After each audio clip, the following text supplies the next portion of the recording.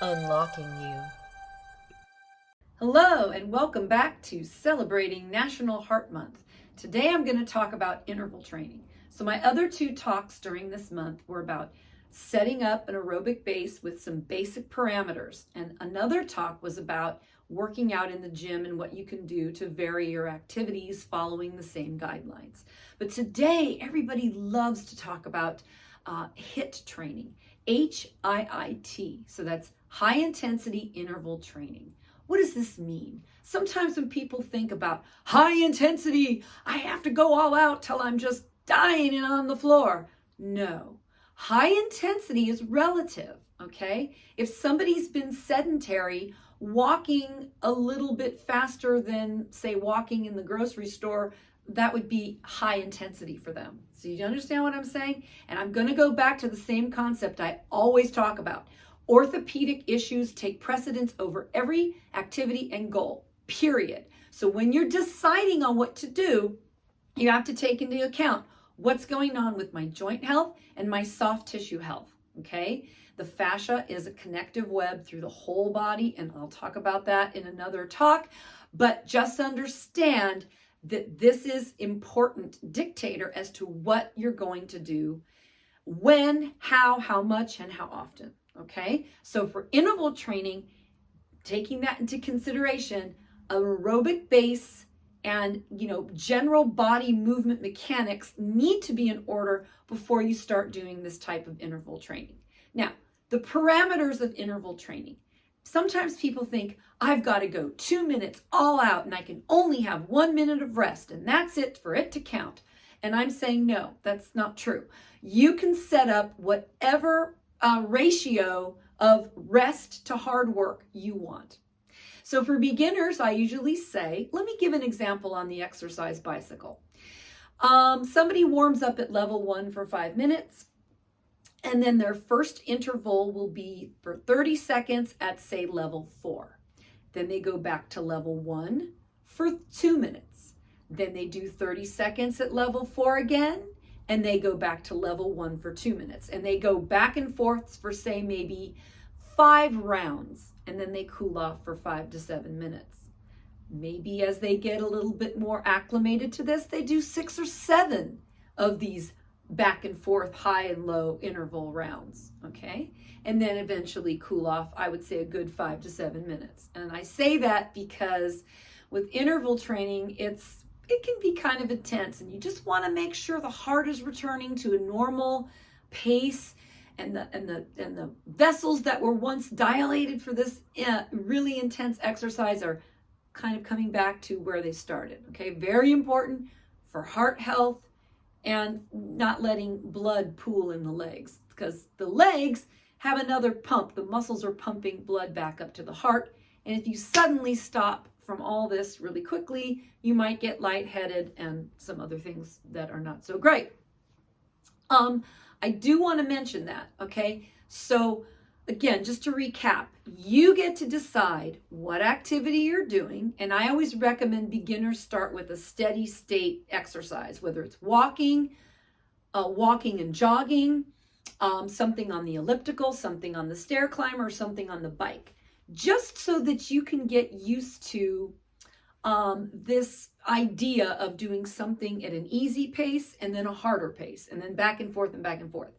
Now, there are other types of interval training where there's other types of exercises. So there's no equipment. It's just body weight. And a lot of times people will do interval training where they will do 1 minute of jumping jacks all out, followed by walking for 2 minutes very calmly.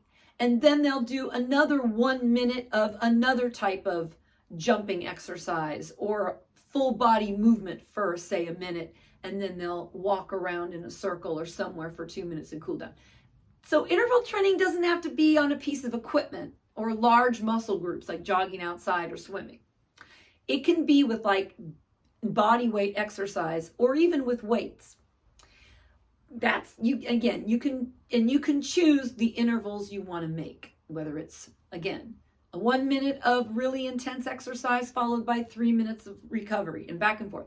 It's up to you, but those are the modes that you can get your heart rate up, either on equipment or body weight exercise or even with weights. Another type of HIIT training I call it a name brand. It was invented by Izumi Tabata. Tabata is going all out with particular movement for 20 seconds with a 10-minute 20 seconds going all out followed by 10 seconds of rest, and doing that 7 times.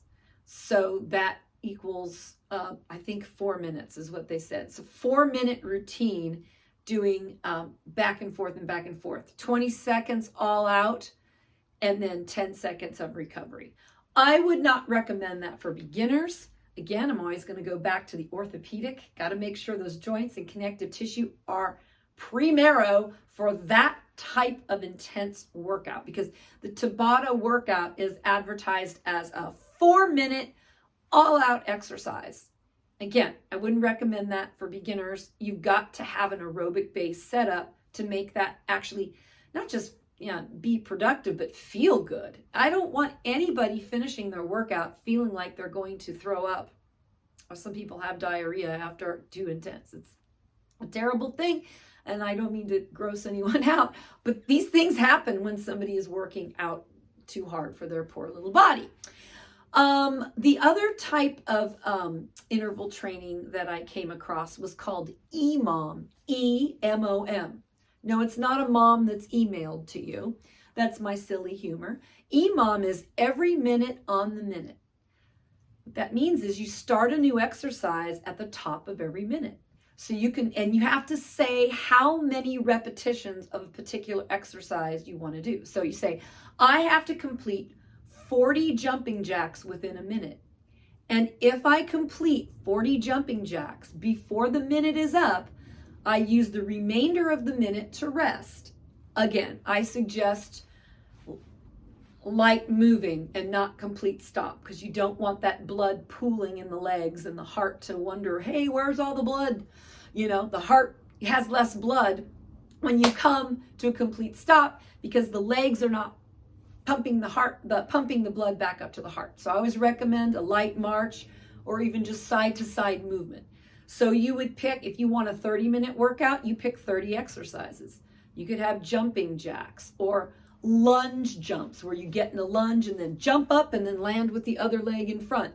And you can say, I want to do 30 lunge jumps in less than a minute. So if you do 30 lunge jumps in 40 seconds, you get 20 seconds to just kind of move lightly before you start the next exercise on the minute, every minute on the minute. I think it's kind of a lot of fun. But again, you want to take into consideration your joint health and soft tissue health, because these type of exercises, you got to watch your form. You have to watch your form. I love interval training, but this is a recipe for disaster if that body is just not in alignment. And what do I mean is not just good posture, standing stick straight, but what does your posture look like when you're doing these exercises?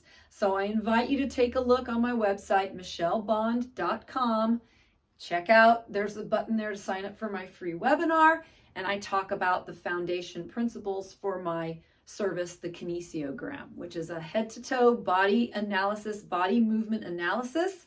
And after I analyze what's going on with that body, which is how your muscles, bones, joints, and connective tissue all are getting along, and then I assign corrective exercises to make sure that you are in tip-top shape and ready to start building your exercise equity with the base zone of cardio and working all the way up to some hardcore interval training. We've got to make sure that body is just so you don't get injured, and moreover, so you stay motivated and committed to exercise. So happy Heart Month to all of you, and I will see you soon.